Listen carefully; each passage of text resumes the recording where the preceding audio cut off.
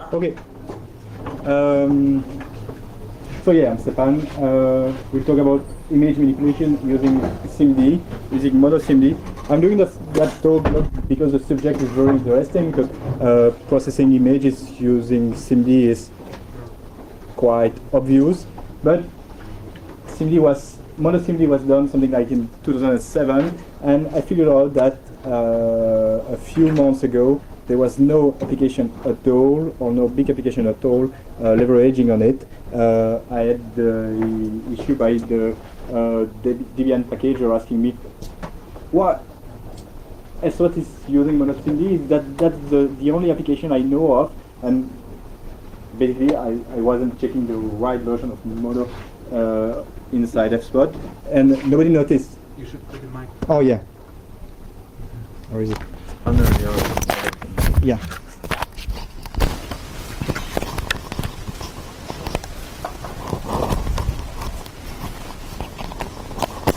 So no one noticed that, in fact, MonoSIMD was great, but was not used at all. So this talk is about using MonoSIMD in your application, for example, for doing image manipulation, but you can do a lot more than this. So MonoSIMD was developed in 2007, I think. Miguel is not there to correct me, and it was done by Rodrigo Cumpera. Masi can be. It was 2007.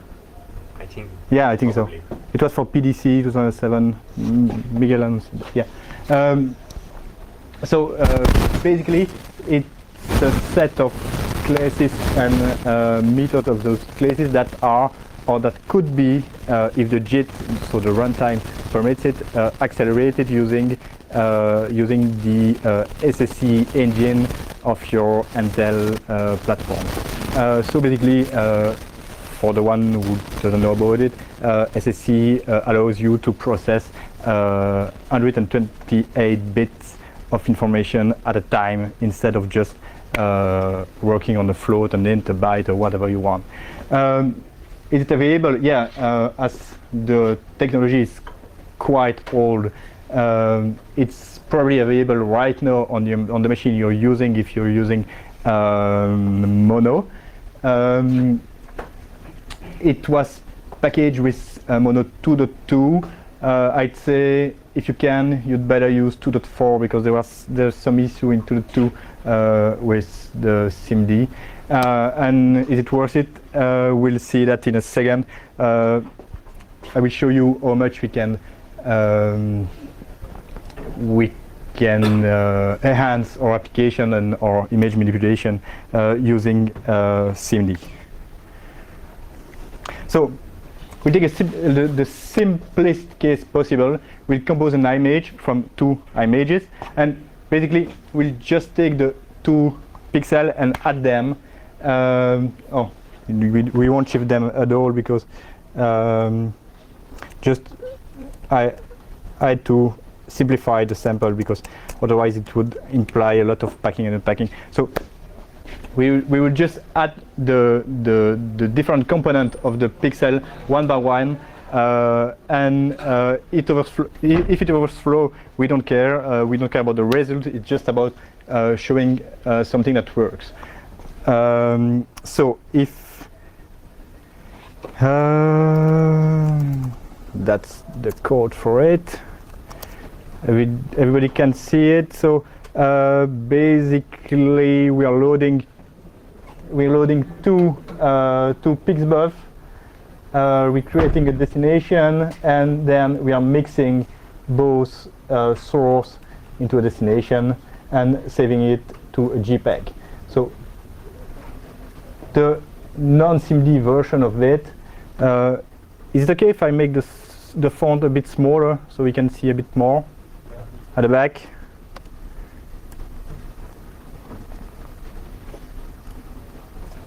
Like this, okay. Yeah, the bottom is not important. What's important is the loop. That's the version without any SIMD. So basically, you take all the components of each of the pixels, and you add them and you store them to your destination. You have to do that for every line and for every pixel of every line. For the rest, it's just boilerplate to make the loop works. So that's the version using managed C# as you know it, and leveraging Mono as you know it.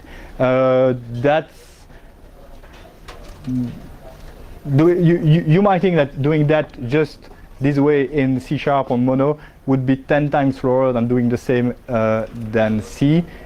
It's not true. It's just something like 10 or 15% less effective than doing it in C. So I'm not even sure it's if you don't want to use SIMD but you want to do image processing, it's not even worth it to do it in C for the 10 or 15% again. So we will compile that code, gmcs simple.cs. It leverage on GDK pixbuf, so we don't have to create our own memory representation of the image. If you want to compile something with MonoSIMD, you just reference it from the command line, and we're using some unsafe context. We'll come back to that later, and it should compile, yeah, and execute it. Here it is.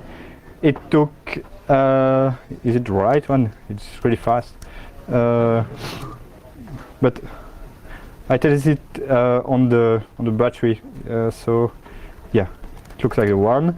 And the original image is that one, and the output was that one. So that's one of the origin. That's the result. That's the other origin. So the result looks like this. It doesn't do anything important. It's not a known transformation or whatever. It just shows that we can add pixel and go ahead. So what would it take to move that code to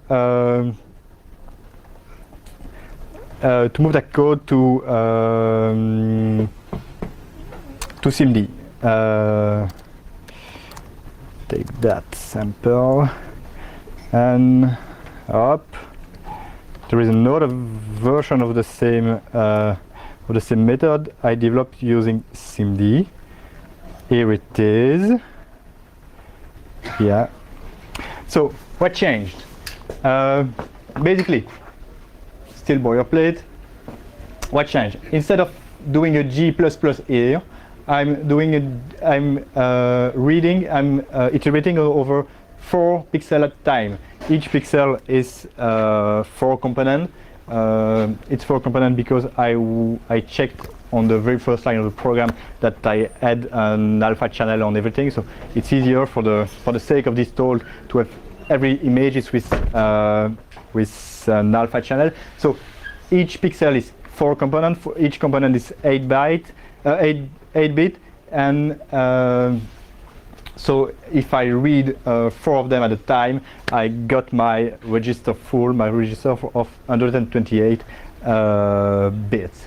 So I'm reading 4 at a time. How do I read them? Instead of storing my pixel component, I'm loading that in a vector 16b. So that's one of the type in MonoSIMD. MonoSIMD got types for vector 16b, signed byte, so for integer, for short, for float, for double, for integer, and for long, basically. And the lines of the type define the number of elements you can pack in a vector. Basically, a byte is 8 bits, so you can pack 16 of it in a vector of 128 bits. That's pretty common in image processing, having 8 bits per pixel component. we could port that to a 16-bit per pixel component, and we would just at the time use a vector 8 unsigned short instead of a 16 byte. So here we are. Those are struct. As we are in a non-safe context, we'll come back to that later. We can just cast it and use pointer like you did when you when you were young and doing C. You can just cast your byte array, because my pixel is a byte array, a byte pointer, to a vector and get the content of it. So those that's the trick I use to load pixel from my pixel array and store them as vector, and I can just add them. And at runtime, as I'm running them on a recent mono, as SIMD is enabled, as my laptop has an SSC capability, and that operator plus on vectors is accelerated on my machine, that line is automatically at runtime not that addition is not done on the struct by adding every element one by one, but that addition is done directly by the SSC processor. So that's my out, and I'm using store line to store it back to my array, still using some casting magic. So basically, at the time you add vectors, you can just add them or use any operator that is defined on SIMD, or any method that is defined on SIMD. And if by chance that method is accelerated on your machine, the JIT will run the accelerated version of it. So I will recompile it. GMCS. Okay, run it. Nice, it's slower. Excellent. It was doing fine an hour ago.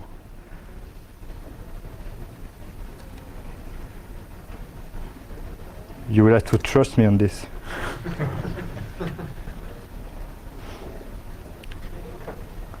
That sucks.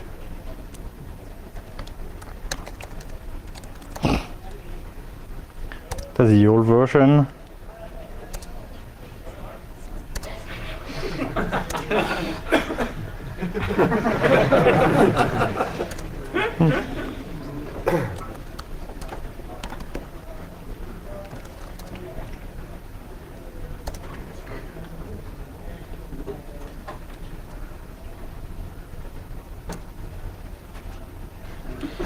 Stefan, well, you can, what do you write with -O equals minus SIMD to make sure that it doesn't use it?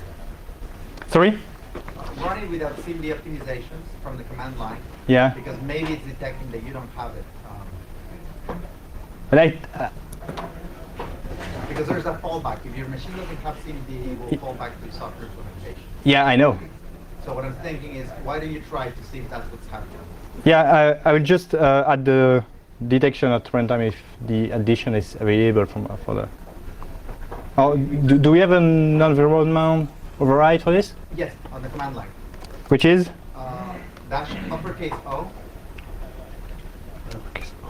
So Oh. Yeah. So then the dash uppercase O equals minus SIMD. Like this? Yeah, but lowercase. Yeah, so basically what's happening is Yeah. it's not using hardware. It's for Oh, some reason it's not detecting that you have it. It's easy. I'm using 2.4, and here I'm using. Yes. Thanks, Miguel. Yeah.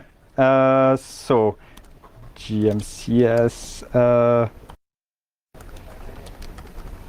MonoSIMD package GTK sharp.0 symbol. Yes. Unsafe. Unsafe. Yeah. Which one is it?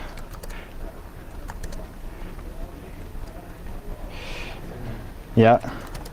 So.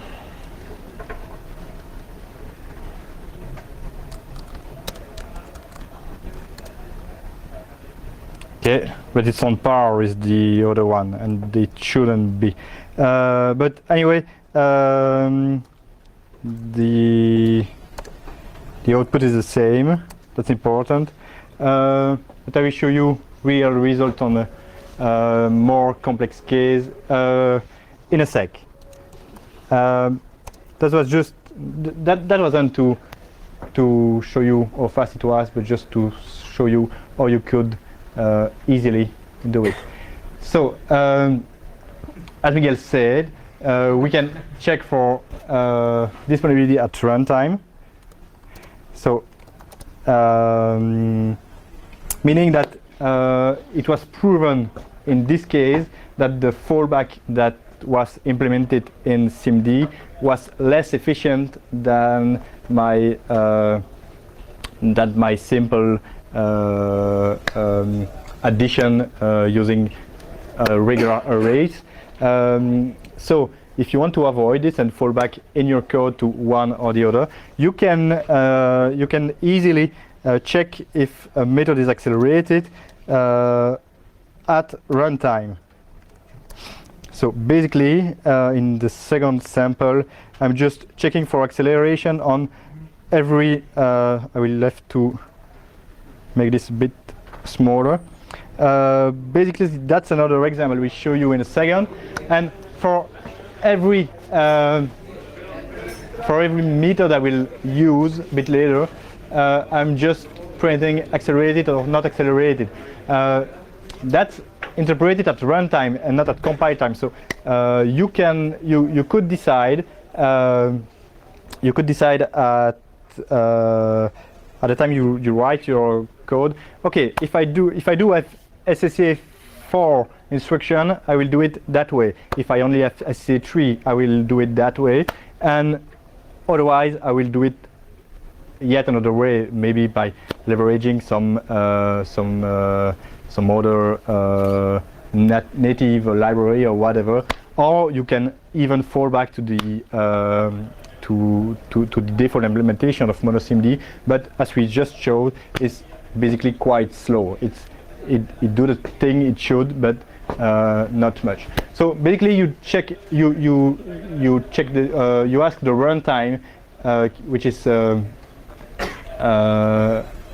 static class, if a method is accelerated, and basically SIMD is mostly except for those that's the multiply I was adding, but it's on 4f, a vector containing 4 floats.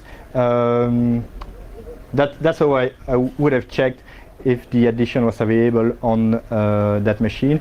And as most of the methods of SIMD are implemented as extension methods, that's the way you check for them. The code is a bit cryptic. I will post it on my blog on Monday or next week. No, it's not cryptic, but on that small number of columns, it's not easy to see. So basically, you can ask the runtime if a method is accelerated. If the method is accelerated, the runtime will accelerate it. Otherwise, it will fall back. But as you can check at runtime if it's available, you can programmatically decide to pick a fallback or another.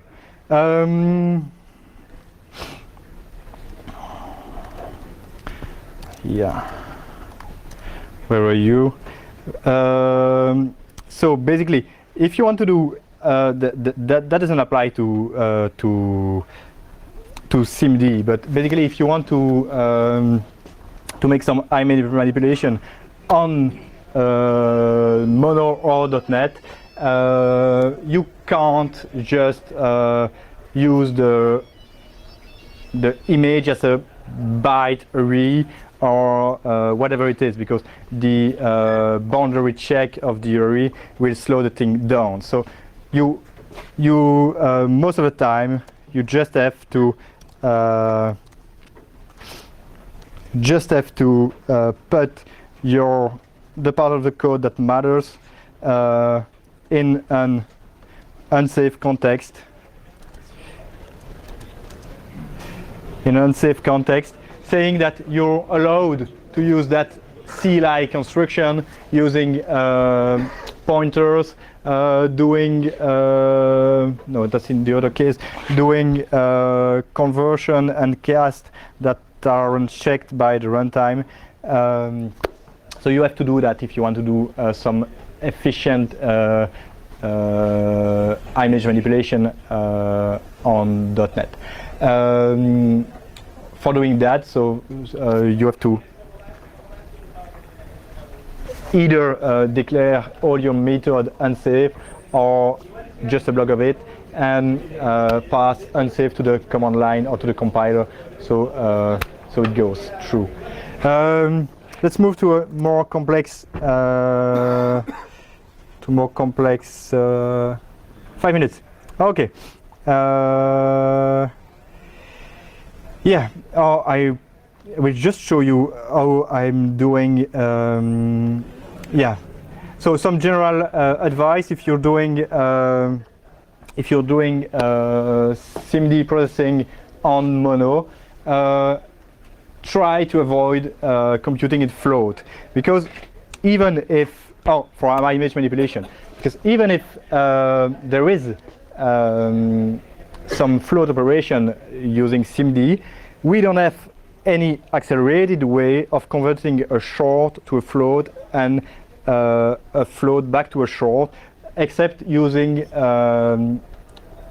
.NET casting, and that's quite expensive.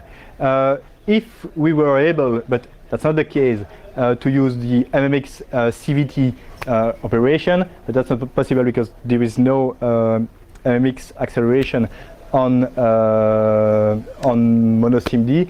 It would be possible. So, but it's not impossible. If you just want to some more precision, you just unpack your byte to a short or to an integer.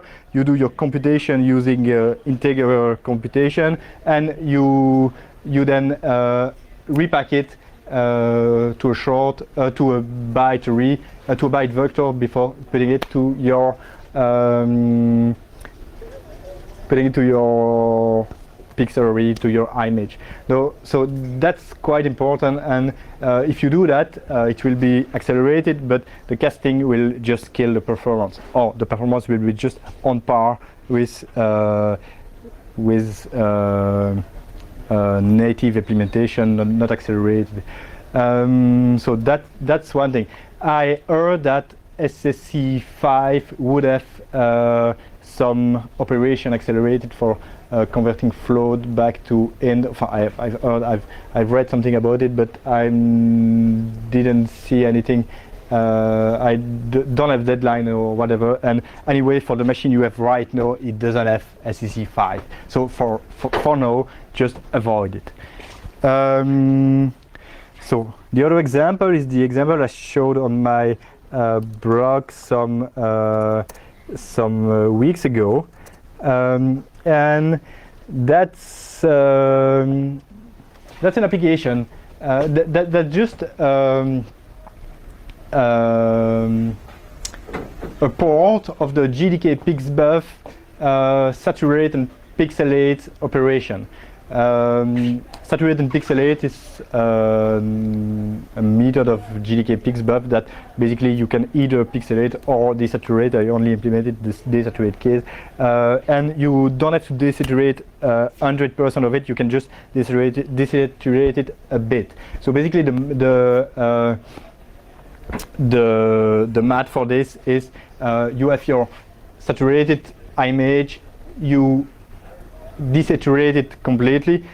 So desaturating is taking something like 80% of the green channel and 10 of the two other one, or the number will be shown a bit later. And you take the mean and the weighted mean, depending if you want to fully saturated or fully unsaturated one, so you add both. It's quite hard to do it using SIMD. I will go fast because I'm almost out of time. Which one is it? So that's the okay. So that's the one.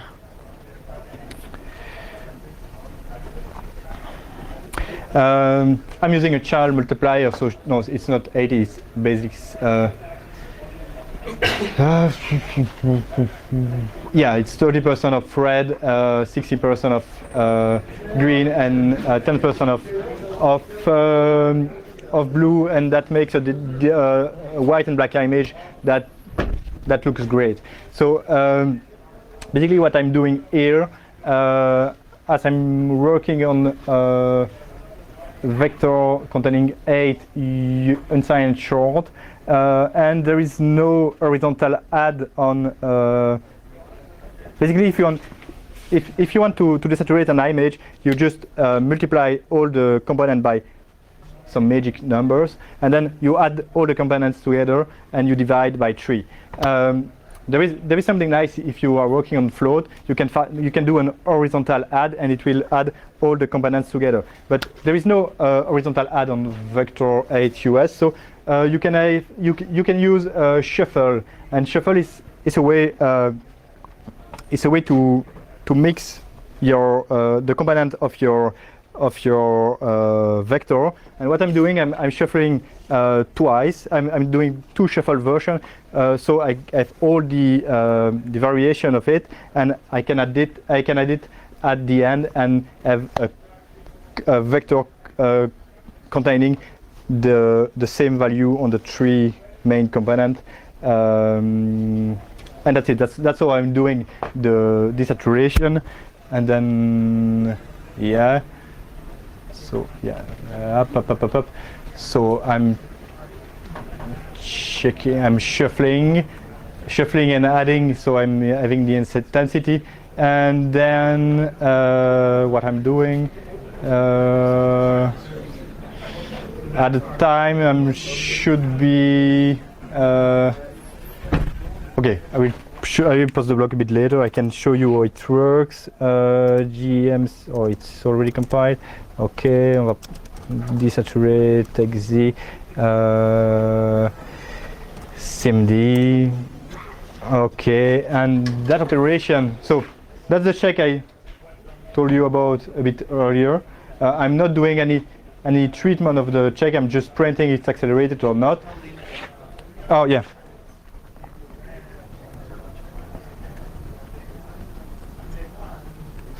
So basically, I'm checking. I'm checking if the method are accelerated. I'm not doing any treatment of it because I know they are on my machine. That's the time it took to make a desaturation of an image. Okay, here it is. It's a partial desaturation, and I can just show you how slow it is using GDK1. Up. What's my argument? There's no argument. Yeah, it's no argument. Up. Okay, that's GTK. You're using it every day, and it's not accelerated at all. So that code desaturate. It provides an extension method to GDK pixbuff, and that's really worth it. It's 7 times better, and that's very worth it. Yeah, so I'm out of time. I don't know if I will have time for question, but one more thing. The cases I showed you are oversimplified. because I was always assuming I had an alpha channel. I doing that on some special images that are a multiple of 16 on each side, so I don't have to check for the remaining bits at the end. So it's just for the matter of simplifying the loop. But so a real implementation of it would take something like 20 lines more. But that wasn't necessarily needed for that speech. So here it is. Great. Sorry.